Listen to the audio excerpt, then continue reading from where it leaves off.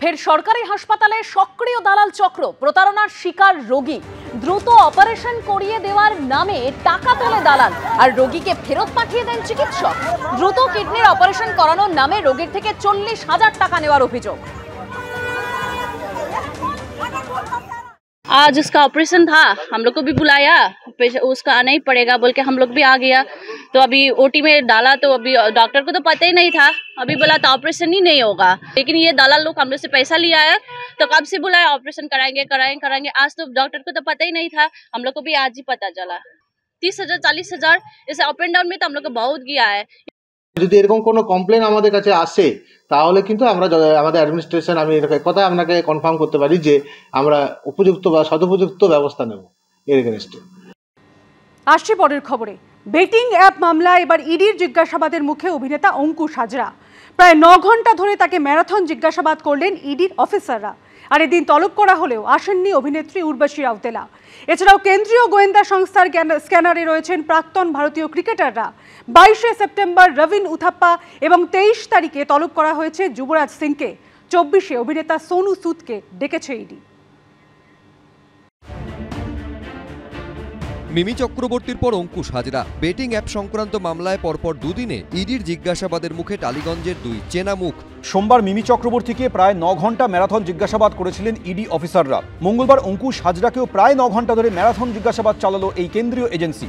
ED সূত্রে দাবি, এই মামলাতেই তাদের নজরে রয়েছে যুবরাজ সিং, রবিন উথাপ্পার মতো খেলোয়াড় এবং সোনু সুদের মতো অভিনেতা। সোমবার বেটিং অ্যাপ কাণ্ডে অভিনেত্রী ও প্রাক্তন তৃণমূল সাংসদ মিমি চক্রবর্তীকে প্রায় 9 ঘন্টা ধরে ম্যারাথন জিজ্ঞাসাবাদ করে এনফোর্সমেন্ট ডিরেক্টরেট। মঙ্গলবার সকালে দিল্লিতে ইডির সদর দফতরে হাজির হন অভিনেতা অঙ্কুশ হাজরা। সকাল 11টা নাগাদ আইনজীবীকে সঙ্গে নিয়ে ইডি দফতরে পৌঁছন অভিনেতা। অঙ্কুশ কিছু বলবে? অঙ্কুশ। সূত্রের খবর, সকাল 11টার পর অঙ্কুশকে জিজ্ঞাসাবাদ শুরু করেন ইডি আধিকারিকরা। রাত 8টা নাগাদ ইডি দপ্তর থেকে বেরোন তিনি। ইডি সূত্রে দাবি, বেআইনি এই বেটিং অ্যাপের মাধ্যমে টাকা নয়ছয় হয়েছে এবং বিদেশে গেছে। সেই লেনদেনের গতিপথই খুঁজে বের করতে চাইছে ইডি। এই বেটিং অ্যাপের হয়ে একসঙ্গে প্রচার করেছেন অঙ্কুশ হাজরা এবং মিমি চক্রবর্তী। ইডি সূত্রে দাবি, অঙ্কুশ হাজরার কাছে জানতে চাওয়া হয় বেটিং বেআইনি জেনেও কেন এই অ্যাপের সঙ্গে যুক্ত হয়েছিলেন তিনি, তার সঙ্গে কী ধরনের চুক্তি হয়েছিল, সেই চুক্তিপত্র এদিন আনতে বলা হয়েছিল অভিনেতাকে।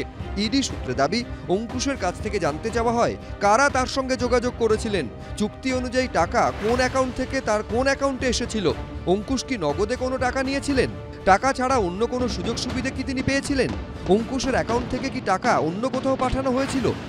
It's not an interrogation. Basically, that's their routine way of conducting investigation. They keep you waiting for some time, from morning to evening. That is fine. Nothing illegal. These are routine investigations by ED. They are asking everybody, even the sports person, all these Bollywood guys. They are asking everybody. এই betting app মামলার তদন্তেই মঙ্গলবার বলিউডের অভিনেত্রী উর্বশী রাউতেলাকে তলব করা হয়, তবে তিনি আসেননি। উর্বশী রাউতেলাকে আজকে তলব করা হয়েছিল, কিন্তু তিনি আজকে আসেননি এবং ইডি সূত্র থেকে জানানো হচ্ছে কি তিনি এটা জানানোনি কি তিনি কেন আজকে আসেননি বা অন্য কোনো ডেট তার চাই কিনা সেটাও তিনি বলেননি। সেক্ষেত্রে নেক্সট স্টেপসগুলো যেটা রয়েছে ইডির তরফ থেকে রাউতেলার বিরুদ্ধে নেওয়া হবে। উর্বশী রাউতেলা তো তৃণমূল করে না বা কংগ্রেসও করে না, কোনো রাজনৈতিক দলের সাথে যুক্ত নয়, তাহলে তাদের নাম আসছে কেন? আপনি যদি বেটিং অ্যাপের সাথে যুক্ত হন স্বাভাবিকভাবে আপনার নাম আসবে। এবং আমরা বুঝতে পারি যে এই রাজ্যের অর্থনীতির অবস্থা যে ভঙ্গুর, অর্থনীতি নেই। আগে 100টা সিনেমা তৈরি হতো টলিউডে, এখন সেটা 40-এ নেমে গেছে গোটা বছরে। তো কোথায় যাবে এরা? নানা রকম অসামাজিক কার্যের সাথে যুক্ত হয়ে যাচ্ছে। সুকান্তবাবু মন্ত্রী মানুষ, 2-1টা ডিগ্রিও আছে শুনেছি, ওনার তো জানা উচিত বেটিং অ্যাপ এটা যবে থেকে নিষিদ্ধ হয়েছে তার আগে এই বেটিং অ্যাপ চলবে কি চলবে না এবং কেন্দ্রীয় সরকার কেন চালাতে দিচ্ছে, মানুষ ঠকানোর খেলা কেন চালাতে দিচ্ছে সর্বভারতীয় ক্ষেত্রে, সেটাই তো বড় প্রশ্ন ছিল মোদি সরকারের বিরুদ্ধে। তারা বিভিন্ন সেলিব্রিটিদের নিয়ে নিজেদের পাবলিসিটি করত এবং যেখানটাতে মিমি বা অন্য কারুর কথা হচ্ছে সেখানে দেখবেন সাউথ ইন্ডিয়ান, বম্বের বিভিন্ন অ্যাক্টর অ্যাক্ট্রেসেসরা আছে। এইটুকুনি জানেন না উনি? বেটিং অ্যাপ কাণ্ডে ইডির স্ক্যানারে বলিউডের অভিনেতা ও প্রাক্তন ভারতীয় ক্রিকেটাররাও। এর আগে একই মামলায় 4 সেপ্টেম্বর প্রাক্তন ভারতীয় ক্রিকেটার শিখর ধবনকে এবং গত 13ই আগস্ট আরেক প্রাক্তন ভারতীয় ক্রিকেটার সুরেশ রায়নাকে জিজ্ঞাসাবাদ করে ইডি। এবার তলব করা হলো আরও 2 প্রাক্তন ভারতীয় ক্রিকেটারকে। 22শে সেপ্টেম্বর রবিন উথাপ্পা এবং 23শে সেপ্টেম্বর যুবরাজ সিংকে তলব করেছে ইডি। অন্যদিকে অভিনয় জগৎ থেকে মিমি চক্রবর্তী, অঙ্কুশ হাজরা, উর্বশী রৌতেলার পর 24শে সেপ্টেম্বর অভিনেতা সোনু সুদকে তলব করা হয়েছে। ইডি সূত্রে দাবি, এরা প্রত্যেকেই কোনো না কোনো সময় বেআইনি বেটিং অ্যাপকে প্রমোট করেছেন বা ব্র্যান্ড অ্যাম্বাসেডর হিসেবে থেকেছেন। বিজেন্দ্র সিংহ, মুন্না অগ্রওয়াল, অর্ণব মুখোপাধ্যায়, এবিপি আনন্দ। এসএসকেএমে নতুন উডবার্ন ওয়ার্ডের উদ্বোধন করলেন মমতা বন্দ্যোপাধ্যায়। 11 তলা এই ভবনের নাম রাখা হয়েছে অনন্য। 131 জনের অত্যাধুনিক চিকিৎসা পরিষেবা দেওয়ার পরিকাঠামো রয়েছে এখানে।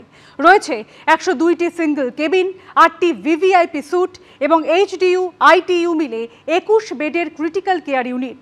দৈনিক ভাড়া 5 থেকে 15,000 টাকার মধ্যে। তৈরি করা হয়েছে 3টি ওপিডিও।